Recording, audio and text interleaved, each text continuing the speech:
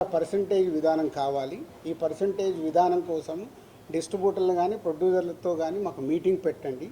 ఆ మీటింగ్లో మేము అనుకుంది జరగకుంటే మేము జూన్ 1 నుంచి థియేటర్లు బంద్ చేస్తాం. ఇది అక్కడ సారాంశం. కానీ బయటికి ఎలా వచ్చింది? జూన్ 1 నుంచి థియేటర్లు బంద్. వాళ్ళందరికీ మీటింగ్ జరగాలి కదా. ఇప్పుడు ప్రభుత్వంలో మనం ఎన్నో చూస్తాం. స్ట్రైక్లు అంటారు. స్ట్రైక్లు అన్నప్పుడు ఏం చేస్తారు? వాళ్ళకు వీళ్లకు మీటింగులు జరుగుతాయి. అక్కడ సొల్యూషన్ వెతుకుతారు. స్ట్రైక్లకు వెళ్ళాలని చెయ్యాలని ఎవరు కోరుకోరు. ఇది కూడా అలాంటిదే. కానీ అలా బేస్ లేకుండా జూన్ 1 థియేటర్లు బంద్ అనేది బయటికి స్ప్రెడ్ చేశారు. అక్కడ ఎగ్జిబిటర్స్ కానీ ఛాంబర్ కానీ ముందుకొచ్చి ఖండించకపోవడం తప్పు. సో ఎవరి దారిన వాళ్ళు, అంటే మా సినిమా ఇండస్ట్రీలో మీ అందరికీ తెలిసిందే, ఎవరి దారి వారిదే. మన అరవింద్ గారు ప్రెస్ మీట్ చేశాడు, ఈరోజు నేను చేశాను. మేమందరం కూర్చొని కదా ప్రెస్ మీట్ చేయాలి. ఇండస్ట్రీకి సంబంధించిందంటే మేమందరం, మమ్మల్ని పెద్దలు అంటారు, మాకు రెస్పాన్సిబిలిటీ ఇస్తారు. కానీ మా దాంట్లోనే మేమందరం కూర్చొని మాట్లాడడానికి భయం. ఎవరు మాట్లాడితే ఏది ఎలా వెళ్తుందని. సో ఆ జూన్ 1 అనే టాపిక్ అలా వస్తే బయటికి మట్టుకు జూన్ 1 థియేటర్లు బంద్ అని స్ప్రెడ్ అయిపోయింది. అక్కడి వరకు జరిగింది. తర్వాత డిస్ట్రిబ్యూటర్స్ మీటింగ్ జరిగింది. డిస్ట్రిబ్యూటర్స్ మీటింగ్లో వాళ్ళు నిర్ణయాలు తీసుకున్నారు. లేదు లేదు ఇలా కుదరదు, మా ప్రాబ్లమ్స్ మాకున్నాయి కాబట్టి జూన్ 1 నుంచి థియేటర్లు కంటిన్యూ అవ్వాలి. మేము సినిమాలు రిలీజ్ చేస్తాం, మాకు ఎవరు థియేటర్లు ఇస్తే వాళ్ళకి ఇస్తాము. ఎందుకు ఈ రోజు వరకు నాకు తెలిసి కోవిడ్లో తప్పితే ఎప్పుడు సినిమా థియేటర్లు ముయ్యలేదు నాకు తెలిసి. మీకేమైనా తెలిసి ఉంటే చెప్పండి సార్, అప్పుడు ఏదో థియేటర్లు మూసారని. ఈ రోజు వరకు కోవిడ్లో తప్పితే ఎప్పుడు థియేటర్ క్లోజ్ చేయరు. సినిమాలు రిలీజ్ ఉంటే సినిమాలు వేసుకోవాలనుకుంటారు ఎగ్జిబిటర్, మూసుకుంటే వాళ్ళకే నష్టం. ఆ రోజు ఆ మీటింగ్లో ఇంకొకటి కూడా నేను అండర్లైన్ చేసే వాళ్ళకి, 56 రోజులు మేము షూటింగ్లు ఆపాం, మేము ఏమీ సాధించలేకపోయాం. నిర్మాతలుగా ఏదైనా సాధించగలిగితే నిర్మాతలే సాధించాలి. ఎందుకు? ఎవ్రీవేర్ మేమే ఉంటాం కాబట్టి. మాకే ధైర్యం లేదు, మీరు ఎక్కడికి వెళ్ళి అవుతారో సాధ్యం కాదు అంటే వాళ్ళందరూ ఏకీభవించడం జరిగింది. తర్వాత స్ప్రెడ్ అయింది. డిస్ట్రిబ్యూటర్స్ మీటింగ్లో వాళ్ళు కాల్ తీసుకున్నారు, బంద్ వద్దు, బంద్ టాపిక్ లేకుండా వాళ్ళ ప్రాబ్లమ్స్ ఏమున్నాయో పెట్టండి. తర్వాత ప్రొడ్యూసర్స్ మీటింగ్ జరిగింది. ప్రొడ్యూసర్స్ మీటింగ్లో ఆ రోజు నేను పార్టిసిపేషన్ చేయడం జరిగింది. ప్రొడ్యూసర్స్ అందరం కూడా యునానిమస్గా ఎగ్జిబిటర్స్కి ప్రాబ్లమ్స్ ఉన్నాయని చెప్తున్నారు. అది మనం మాట్లాడుకొని వాళ్ళని ఎలా సాల్వ్ చేసి ముందుకు తీసుకెళ్దాము. థియేటర్లు ముయ్యడాలు చేయడాలు వద్దు, జాయింట్ మీటింగ్ పెట్టండి, జాయింట్ మీటింగ్లో క్లారిటీగా ఇది చెప్పుదామని. సో జాయింట్ మీటింగ్కి 23 అనుకున్నారు, 24 పెట్టారు. ఈ లోపలనే ఈ ఎపిసోడ్ అంతా ఇంకొక సైడ్ డైవర్ట్ అయింది. అది మీ అందరికీ తెలిసిందే. కళ్యాణ్ గారి సినిమా మీదకి ఇది డైవర్ట్ అయ్యి కళ్యాణ్ గారి సినిమాని ఇలా అనుకుంటున్నారు. దాంట్లో మేబీ నా పేరు డైరెక్ట్గా ఎక్కడా రాలేదు కానీ ఇండైరెక్ట్గానే వచ్చిందని అందరూ చెప్తున్నారు. కళ్యాణ్ గారి సినిమా ఆపే దమ్ము ధైర్యం ఎవ్వడు ఆలోచించడు. ఎందుకంటే ఫస్ట్ థియేటర్లు బేసిక్గా ముయ్యరు. ఈ రోజు వరకు థియేటర్లు ముయ్యడం అనేది నా 30 ఏళ్ళ సర్వీస్లో నేను చూడలే. షూటింగ్లు ఆపుకున్నాం, ఎందుకు? మా బాధలు ఉన్నప్పుడు ఆపుకొని ఏదైనా సాల్వ్ చేసుకోవటానికి. కానీ థియేటర్లు ముయ్యడం అనేది ఈ రోజు వరకు జరగల. అది ఎపిసోడ్ కాస్త కళ్యాణ్ గారి సినిమా మీదకి తీసుకెళ్లారు. గవర్నమెంట్స్ కూడా అలాంటిదే కమ్యూనికేట్ చేశారు మధ్యలో. సో ఎవరు అడ్వాంటేజ్లు ఏమున్నాయో ఇక్కడ తెలియదు. అడ్వాంటేజ్లు ఉన్న వాళ్ళు భయంతోనో భక్తితోనో కమ్యూనికేషన్ రాంగ్గా కమ్యూనికేట్ అయింది. సో అప్పుడు దుర్గేష్ గారు మినిస్టర్ నాతో మాట్లాడడం జరిగింది. ఆ రోజు కూడా నేను చెప్పాను, సార్ థియేటర్లు ముయ్యరు, అది జరిగింది, జాయింట్ మీటింగ్ ఉంది, ఈ జాయింట్ మీటింగ్లో క్లారిటీ వచ్చేస్తుంది. జాయింట్ మీటింగ్తో అందరూ యునానిమస్గా ఒప్పేసుకొని క్లోజ్ చేశారు. బట్ ఈ లోపలనే గవర్నమెంట్ సైడ్ నుంచి గవర్నమెంట్కి వెళ్ళిన కమ్యూనికేషన్ వల్ల థియేటర్లు ఇట్లా కళ్యాణ్ గారి సినిమాని ఇలా టార్గెట్ చేస్తున్నారు, ఇలా అనేది ఒక రాంగ్ కమ్యూనికేషన్ అని నేను అనుకుంటున్నాను. మరి అది వాళ్ళకి రాంగ్గా వెళ్ళిందా రైట్గా వెళ్ళిందా నాకు తెలియదు. But my point of views wrong కమ్యూనికేషన్తో కళ్యాణ్ గారి సినిమా మీదకి తీసుకెళ్ళారు. మే 30 అప్పటికే భైరవం అనౌన్స్ అయింది. జూన్ 5 కమల్ హాసన్ గారి సినిమా అనౌన్స్ అయింది. జూన్ 12 కళ్యాణ్ గారి సినిమా ఉంది. జూన్ 20 కుబేరా ఉంది. సో ఈ నెలంతా కంటిన్యూగా సినిమాలు ఉన్నాయి. అలాగే జూలై జూలై 4th మేము ముందు తమ్ముడు అనుకున్నాం, మన కింగ్డమ్ అనౌన్స్ చేశారు. దానికి మేము ఇంకా జూలైలో ఇంకో డేట్ చూస్తున్నాం. ఇలా జూన్, జూలై, ఆగస్ట్, సెప్టెంబర్ కంటిన్యూగా సినిమాల ఫ్లో ఉంది. ఈ టైంలో ఇండస్ట్రీని ఎలా మనం కాపాడుకోవాలి ఉన్న సినారియోలో ఏప్రిల్ మే అనేది is a main season for film industry. Total మనందరికీ తెలుసు ఏప్రిల్ మే టోటల్ థియేటర్లు మూతపడ్డాయి.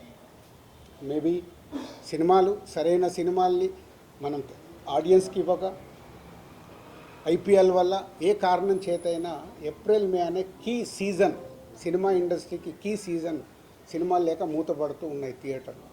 ఇవన్నిటికీ పరిణామాలు ఎక్కడి నుంచి ఎక్కడికి వెళ్ళాయి, అసలు లోపల ఏముంది, బయటికి వచ్చింది ఏంటి? మన శాస్త్రం ఉంది. చిన్నప్పుడు సార్ నేను పాము చూశాను ఒక్క ఆయన అంటాడు, పక్క ఆయన వెళ్ళి అరే ఆడికి పాము కాదు పడిగిప్పిందట అంటాడు. ఇంకొక ఆయన మూడో మనిషి దగ్గరికి వెళ్ళి పడిగిప్పడం మీద బాబు కాటేయడానికి కూడా వచ్చిందట అంటాడు. యాక్చువల్ మొదట ఆయన చూసింది పామునే, పడగైంది, పడగకెళ్ళి కాటు. అంటే ముగ్గురు మనుషుల్లో ఎంత కమ్యూనికేషన్లో వెళ్తుంది. లోపల థియేటర్ వాళ్ళు ఈస్ట్ గోదావరిలో మొదలైంది. ఇప్పుడు ఆ ఈస్ట్ గోదావరి మొదలైన ఆయన మొన్న ఒక దాంట్లో ఇంటర్వ్యూ కూడా ఇచ్చాడు. ఆ వ్యక్తి ఇంటర్వ్యూ కూడా ఇచ్చాడు, ఏం జరుగుతుంది ఏంటి ఇండస్ట్రీలో అని. ఆ వ్యక్తి ఇప్పుడు తీసుకొచ్చి దాన్ని మొత్తము తెలంగాణకి కనెక్ట్ చేసేసాడు. ఏప్రిల్ 19 ఈస్ట్ గోదావరిలో ఆయన అధ్యక్షతన మీటింగ్ జరిగితే అది ఎక్కడికి వెళ్ళి ఎక్కడికి తీసుకొచ్చారు. సో ఇది టోటల్ ఎపిసోడ్. దీనికి ముందుగా నేను అందుకే దుర్గేష్ గారికి ముందు థ్యాంక్ చెప్పింది ఏంటంటే 9 రోజుల్లో ఎక్కడెక్కడో వెళ్తుంది. ఎందుకంటే సినిమా వాళ్ళకి 2 ప్రభుత్వాలు చాలా ఇంపార్టెంట్. ఇక్కడ కూడా నన్ను సీఎం రేవంత్ రెడ్డి గారు ఎఫ్డీసీ చైర్మన్గా పెట్టడానికి రీజనే అది. నేను చాలా బిజీగా ఉన్నంటే లేదు ప్రభుత్వానికి గవర్నమెంట్కి మధ్యలో నీలాంటి వాళ్ళు ఉంటే ఏ సమస్యలు ఉన్నా ఈజీగా కమ్యూనికేషన్ అవుతే సాల్వ్ అవుతుందని. అలాగే ఏపీలో మనం చూసాం. ఏపీలో అంతకుముందు ప్రతి ఒక్కదాన్ని భయపడుతూ ఉన్న తర్వాత కళ్యాణ్ గారు వచ్చి గవర్నమెంట్ ఫామ్ అయిన తర్వాత అప్పుడు నేను ఛాంబర్ ప్రెసిడెంట్ని, అందరినీ రమ్మంటే అందరం వెళ్ళి కళ్యాణ్ గారిని కలవడం కానీ, కళ్యాణ్ గారు ఇండస్ట్రీకి చేసిన సపోర్టు మామూలుది కాదు. ఆ రోజు మీకు టికెట్ రేట్లు కావాలన్నా, మీకేం కావాలన్నా ఈజీగా తీసుకెళ్ళండి అని. ఇప్పుడు కళ్యాణ్ గారు చెప్పిన తర్వాత ప్రతి ప్రొడ్యూసర్ ఏం చేస్తున్నాడు, ఏదో మన పక్కింటికి వెళ్ళినట్లు వెళ్ళి టికెట్ రేట్లు తెచ్చుకుంటున్నాడు. ఎవరికే కష్టం లేదు, వెళ్ళడం, ఒక అప్లికేషన్ పెట్టడం, ఫోన్లో మాట్లాడుకోవడం, టికెట్ రేట్లు తెచ్చుకోవడం. అంతకు మించి ప్రొడ్యూసర్లు అందరం యూనిట్గా వెళ్దాము, గవర్నమెంట్ని కలుద్దాము, మా ఛాంబర్ నుంచి అందరము వెళ్దాము ఎవరికి ఉండదు. మాకు ఆ వారం కష్టం వస్తుంది కాబట్టి, ఫ్రైడే మా సినిమా రిలీజ్ ఉంటుంది కాబట్టి ఆ వారం ముందు మేము మేలుకుంటాం. అరే మన సినిమా రిలీజ్ అవుతుంది, మనకు ఆ రాష్ట్రంలో ఈ రాష్ట్రంలో టికెట్ రేట్లు కావాలని పరిగెత్తుతాం. బట్ అందరం కలిసి యూనిటీగా ఉన్న ప్రాబ్లమ్ని కూర్చొని సాల్వ్ చేద్దాం అని ఆలోచించేది మా దాంట్లో తక్కువ. సరే నెక్స్ట్, ఇది టోటల్ ఎపిసోడ్ మీకు అర్థమైంది. ఈరోజు గవర్నమెంట్ నుంచి అక్కడి నుంచి సానుకూలంగా రావడం చాలా హ్యాపీ మూమెంట్. కాబట్టి దీన్ని కన్క్లూడ్ చేద్దామనే మీ అందరికీ చెప్పడం. ఎందుకంటే ఇక్కడ I'm important person for both industries. అలాగే ఉత్తరాంధ్రలో, నైజాంలో, తెలంగాణలో ఎలా అయితే చెప్పానో, మాకు ఆంధ్రప్రదేశ్ మొత్తంలో ఉత్తరాంధ్రలో మాకు డిస్ట్రిబ్యూషన్ ఆఫీస్ ఉంది. అక్కడ ఒక 20 థియేటర్లు మా ఎస్విసికి ఉన్నాయి. అక్కడ 20, ఇక్కడ 30. మళ్ళీ మీరు ఇది అండర్లైన్ చేసుకోండి. మళ్ళీ టాపిక్ నాకు మాట్లాడి నాకు చికాకు ఉంది. నేను ఎందుకంటే ఇక్కడ మంచి సినిమాలు తీస్తూ ప్రొడ్యూసర్గా 22 ఏళ్లలో ఇక్కడ వరకు గ్రో అవుతూ నేను ఇంకా కొత్తగా ఆలోచిస్తున్నాను. మొన్ననే దిల్ రాజు డ్రీమ్స్ అని అనౌన్స్ చేశాను. కొత్త టాలెంట్కి నా 30 ఏళ్ళ ఎక్స్పీరియన్స్ని ఉపయోగపడేలాగా చేయాలి. అలాగే ఒక అనే ఒక కొత్త టెక్నాలజీ వస్తుంది, దాని ద్వారా ఇండస్ట్రీకి కొత్తగా వచ్చే వాళ్ళకి ఉపయోగపడాలి. నా థాట్స్ ఇవి. నేను ఇంకా కిందికెళ్ళి వ్యాపారం మీదనే కాదు, మంచి సినిమాలు తీయాలి, మంచిగా ముందుకెళ్ళాలి. నాతో పాటు చాలామందికి నేను హెల్ప్ అవ్వాలనేది నా వ్యూ, నా విష్.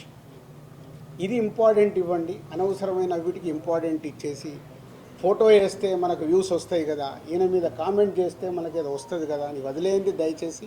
మీరు ఎవరన్నా దాంట్లో ఉన్న వాళ్ళు ఉంటే, ఇందాక ఒక ఛానల్ వాళ్ళకు చెప్పాను కదా, అది ఇంపార్టెంట్. ఒక వ్యక్తి గురించి మనం చేస్తున్నామంటే కొంచెం అనాలిసిస్ చేసుకొని చేయాలి. సో నిన్న మా అరవింద్ గారు మాట్లాడడం జరిగింది. అరవింద్ గారికి ఉన్నది ఆయన ఒక క్లారిటీ ఇచ్చాడు. ఆయన మొత్తంలో అలా 15 థియేటర్లు ఉన్నాయి అని చెప్పడం అది నిజం. చాలామంది ఏమనుకుంటారంటే ఆయన కూడా ఏదో దున్నేస్తున్నాడు, ఆయన ఏదో చేసేస్తున్నాడు. ఆయన క్యూబ్ అనే కంపెనీలో వాళ్ళు ఎప్పుడో పెట్టిన కంపెనీలో ఆయన పార్ట్ ఆఫ్ ద క్యూబ్. ఇట్లా ఇదే వ్యాపారంలో ఉన్నప్పుడు ఇప్పుడు నేను దిల్ రాజు డ్రీమ్స్ అని కొత్తగా స్టార్ట్ చేస్తున్నాను, కొత్త వాళ్ళ కోసం. అనే ఒక కంపెనీ కొత్తగా వస్తుందని స్టార్ట్ చేస్తున్నాను. అవి కొత్తగా వస్తున్నాయి కాబట్టి నేను కొత్తగా ఆలోచించి వెళ్తే 10 ఏళ్ళ తర్వాత దిల్ రాజు గారు ఎందుకు పెట్టుకున్నాడు అంటే నేను ఏం చేయగలను? 10 ఏళ్ళ తర్వాత క్వశ్చన్ వస్తుంది. ఒక కొత్తగా వస్తున్నప్పుడు మేము ముందుకు వెళ్తాం. ప్రభుత్వాలని కలుపుకుంటూ ఇండస్ట్రీకి ఏం కావాలి, ప్రభుత్వాలు చేస్తేనే ఇండస్ట్రీకి ఏ సమస్య వచ్చినా ప్రభుత్వాలే చేయాలి. వాళ్ళు పెద్దన్న లెక్క, వాళ్ళు ఏదైనా మీకు ప్రాబ్లం ఉందా మేము సాల్వ్ చేస్తామంటేనే ముందుకు వెళ్ళగలుగుతాం. సో ఇప్పుడు 2 ప్రభుత్వాలు ఇండస్ట్రీకి ఎప్పుడు పాజిటివ్గానే ఉంటాయి.